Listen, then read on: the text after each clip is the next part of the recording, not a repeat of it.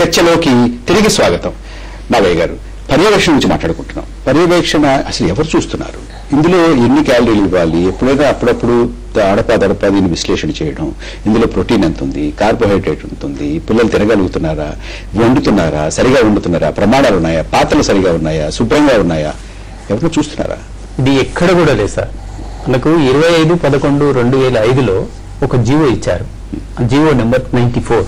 ఆ జీవో ఏం చెప్తున్నదంటే MEO, MRO, అట్లానే అక్కడ ఉన్నటువంటి మండల లెవెల్లో ఉన్నటువంటి కానీ ఆ లొకేషన్లో ఉన్నటువంటి హెల్త్ మెడికల్ ఆఫీసర్ ఎవరైతే ఉంటారో రోజు 10 నుంచి 12 స్కూళ్లు విజిట్ చేయాలని చెప్పి ప్రతిరోజు 10 to 15 స్కూల్స్. అట్లానే హెచ్ఆర్డీ కూడా 2005లో చెప్పింది ఏంటి అని అంటే సంవత్సరంలో ప్రతి 3 నెలలకోసారి 1/4 స్కూల్స్ విజిట్ చేసి నివేదికలు పంపాలని చెప్పింది. కానీ ఎక్కడ కూడా జరగాలి. అంటే పర్యవేక్షణకి చాలా స్పష్టమైనటువంటి మార్గదర్శకాలు ఉన్నాయి. కానీ పర్యవేక్షణ జరుగుతుందో లేదో ఎవరన్నా పర్యవేక్షణ చేస్తున్నారా? అసలు లేదు. దీనికి ఎందుకంటే ఎక్కడ కూడా దీని మీద ఒక మానిటరింగ్ కమిటీ లేదు, ఏం జరుగుతుంది అనేటటువంటి ఒక రివ్యూ లేదు. అంటే ఒక స్టేట్ లెవెల్లో కమిటీ లేవు, డిస్ట్రిక్ట్ లెవెల్లో కమిటీ లేవు, ఈవెన్ లెవెల్లో కమిటీ లేవు, ఎక్కడ లేదు. ఇంకొకటి ఏంటంటే ఈ ఎంఆర్ఓని ఎండిఓని ఎవరు అడగరా? మీరు వెళ్ళారా లేదా, చూసారా లేదా? అసలు వాళ్ళు దీంట్లో ఉన్నది, దీని బాధ్యత ఉన్నది అనేటటువంటిది ఇది ఎక్కడుందంటే ఎస్కేపిజం ఎక్కువ ఉన్నది దీంట్లో కనిపించేటటువంటిది. రైస్ సప్లై చేసేటటువంటి వాళ్ళు రెవెన్యూ డిపార్ట్మెంట్ సప్లై చేస్తున్నది. అట్లయినా దీనికి ఎవరైతే డబ్బులు ఏదైతే ఇస్తున్నారో అది ఎడ్యుకేషన్ డిపార్ట్మెంట్ ఇస్తున్నది. దీనికి కోటా సప్లై చేయడం మీదంతా కూడా సివిల్ సప్లైస్ వాళ్ళు చూస్తున్నారు. మిగతా ఫైనాన్స్ డిపార్ట్మెంట్. 4 డిపార్ట్మెంట్ మధ్య ఉన్నటువంటి నలిగిపోతున్నటువంటి వ్యవస్థ ఏంటంటే మిడ్ డే మీల్. జిలాని గారు, మీరు పాఠశాలల్లో కనీసం ఉపాధ్యాయులను చూసుకోవట్లేదు, ఎలా ఉంది, ఏమిటి, పిల్లలు తినగలుగుతున్నారా? ఎందుచేత టన్నుల అన్నం మిగిలిపోతుంది? ప్రతి స్కూల్లోనూ చాలా అన్నం మిగిలిపోతుంది.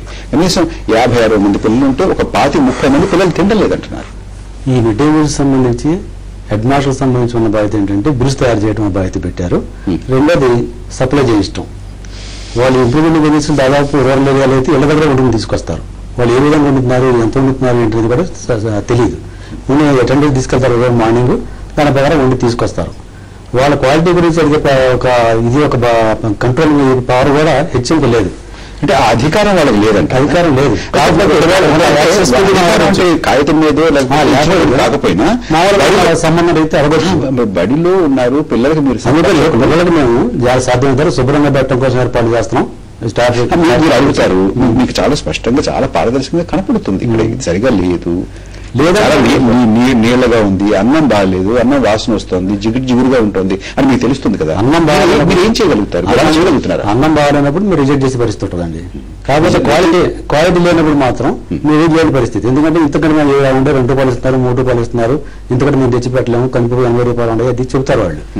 అది గట్టిగా అనలేని పరిస్థితి. ఎందుకంటే చూసిన పరిస్థితి మన కాలం మీద చూసిన పరిస్థితి. ఇవాళ కూడా March, April బిల్లులు రాలేదు వాళ్ళకి. March, April బిల్లు ఒక రూరల్ లెవెల్లో సామాన్య కుటుంబాల నుంచి 3 దాదాపు 4 నెలలుగా వాళ్ళు పెట్టుబడి పెట్టాలంటే అయ్యే పని కాదు. అది March, April బిల్లు పేమెంట్ లేదు. ఇంకా జూన్ ఎప్పుడు గట్టిగా అడగడానికి మీకు నైతికంగానే అధికారం, ధైర్యం రావట్లేదు. అంటే ఒక యాక్సెస్ ఉన్న యాక్సెస్ పరిస్థితి తప్పితే వాస్తవంగా అది ఒక పవర్ అంటే ఏముండదు అక్కడ. కాబట్టి ఉన్న సంబంధాల రీత్యా అడగొచ్చు, లేకపోతే సర్పంచ్ ఇలాంటి వాళ్ళు కోఆపరేట్ చేస్తే కొంతవరకు చెకప్ చేయించవచ్చు. కాబట్టి ఇక్కడ మనం ఇంప్లిమెంటింగ్ ఏజ్ సంబంధించి మాత్రం వాళ్ళ వన్డే క్వాలిటీని బట్టి ఒక చెక్ చేసే పవర్ ఎంఈఓ చోట్లేదు, ఎంఆర్ఓ చోట్లేదు. ఒక నీట్నెస్ సంబంధించి లేకపోతే సరిగ్గా వంట చేసుకుని, లేకపోతే కూర్చోబెట్టడం పిల్లల్ని, లేకపోతే శుభ్రంగా ఏర్పాటు చేసుకోవడం, ఆ డ్రింకింగ్ వాటర్ ఫెసిలిటీ ఇలాంటివన్నీ మేము చేయగలుగుతాం తప్పితే అసలు క్వాలిటీ మెయింటెనెన్స్ సంబంధించి మేము ప్రెజెంట్ చేసే పరిస్థితి లేదు. అక్కడ ప్రెజెంట్ చేసే అవకాశం లేదు, అది అధికారం కూడా లేదు. అది దానివల్ల ఏమవుతుందంటే ఇవాళ చాలా సబ్స్టాండర్డ్ ఫుడ్ పిల్లలకు అందుతుంది. ఎవరికి ఇంట్రెస్ట్ లేదు. పర్యవేక్షణ వ్యవస్థ ఎక్కడ బలహీనంగా ఉంది? పర్యవేక్షణ వ్యవస్థ అంటే ఈరోజు ఎగ్జాంపుల్ మనం తమిళనాడు జీవోలో చాలా స్పష్టంగా ఉంది, ఎవరు ఏం చేయాలనేది చాలా స్పష్టంగా ఉందని నాగయ్య గారు చెప్తున్నారు. పర్యవేక్షణ వ్యవస్థకు సంబంధించి ఈరోజు జీవోలున్నా ఇంకోటి ఉన్నా కూడా ఒక్కసారి మనం ఈ పథకాన్ని అమలు చేస్తున్నటువంటి రాష్ట్రాల్లో మన పక్కనటువంటి తమిళనాడు రాష్ట్రం తీసుకుంటే, తమిళనాడు రాష్ట్రంలో భారతదేశంలోనే అన్ని రాష్ట్రాల కంటే చాలా ఆదర్శవంతంగా అక్కడున్నటువంటి విద్యార్థులకు మధ్యాహ్న భోజనం పథకాన్ని ఇంప్లిమెంట్ చేస్తున్నారు.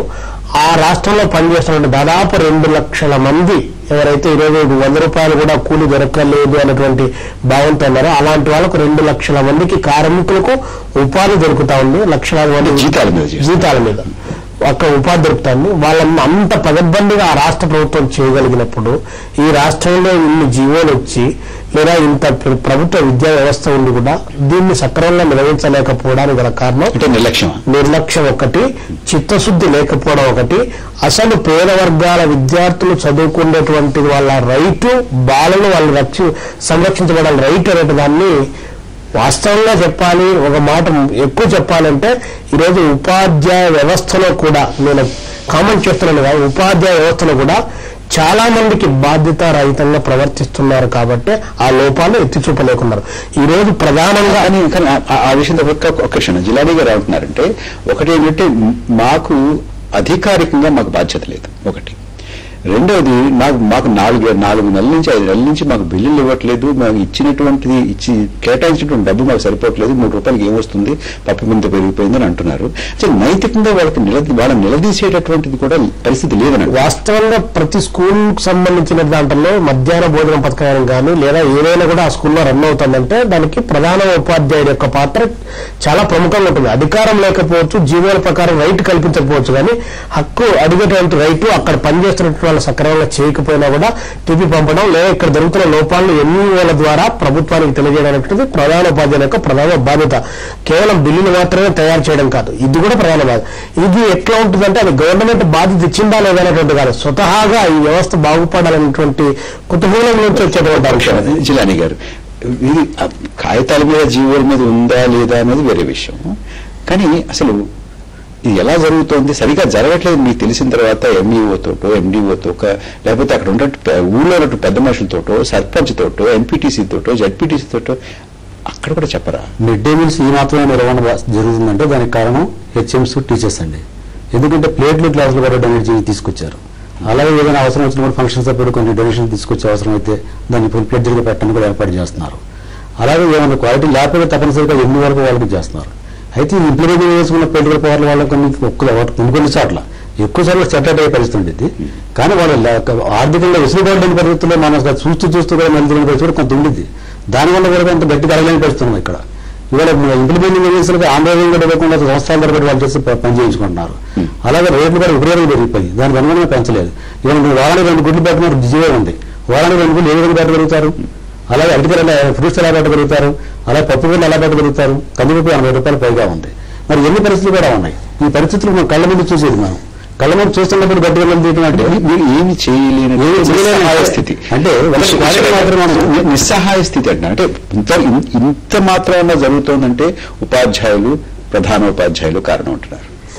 ఉపాధ్యాయులు ప్రధానోపాధ్యాయులు కారణం కాదని మేము అనడం లేదు, కానీ వాళ్ళ పాత్ర ఉంది. కానీ ఉపాధ్యాయ రంగంలో పనిచేస్తూ వాళ్ళ కళ్ళ ముందు కనిపించేటువంటి అంశాన్ని ప్రశ్నించలేనటువంటి నిస్సహాయ స్థితిలో ఉపాధ్యాయ వ్యవస్థ ఉంటే సమాజం అంధకారం వైపు ప్రయాణం చేస్తుంది.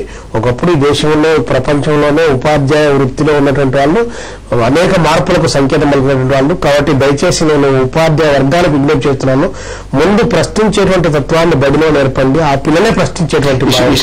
ఒక చిన్న విరామం తీసుకుందాం, విరామం తర్వాత మళ్ళీ మనం చర్చలోకి వద్దాం.